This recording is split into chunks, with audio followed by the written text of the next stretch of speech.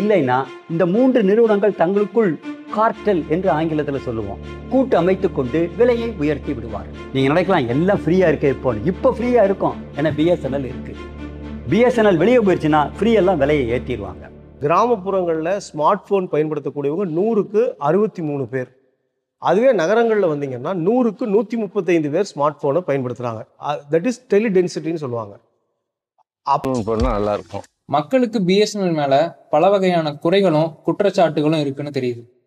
ஆனா அதையெல்லாம் தாண்டி தனியார்கள் நுழைய விருப்பப்படாத இடங்கள்ல பிஎஸ்என்எல் மக்களுக்கு என்னவா இருக்குன்னு நாம முதல்ல தெரிஞ்சுக்கணும்.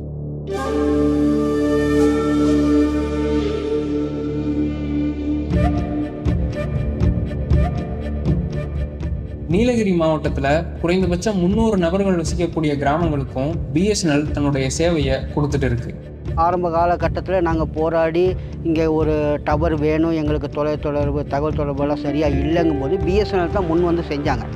வேறு ப்ரைவேட்டில் தனியார் துறையோ யாரோ இந்த பகுதியோ ரிமோட்டாக இருக்குது, இந்த ரோடு மோசம் அது மோசம் இது மோசம், பொருள்களை கொண்டு போய் சேர்த்து நம்ம டவர் போட முடியாதுங்கிறத அவங்களாம் விலகி போனாங்க. 2002ஆம் ஆண்டு தான் பிஎஸ்என்எல் சேவையை கொடுக்க ஆரம்பித்தாங்க. டவர் கிடைக்கிறதுனால அனுப்பிச்சு விட்றாங்க. பிஎஸ்என்எல்லே ஒன்றும் பண்ண முடியாதுங்க, எதுவுமே பண்ண முடியாதுங்க.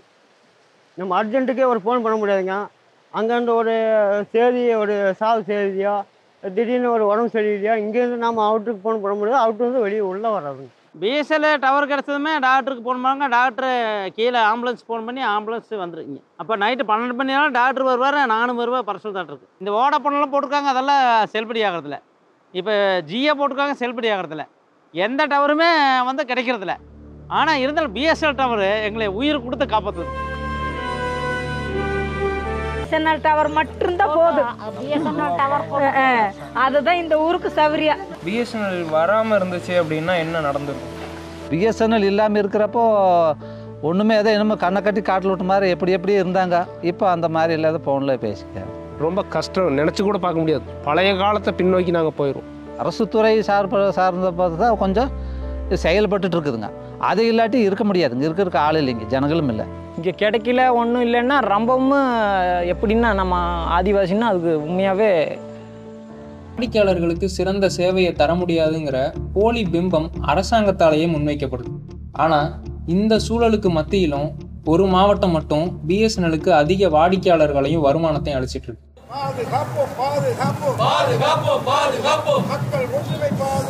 மக்கள் ஒற்றுமை பாதுகாப்பு.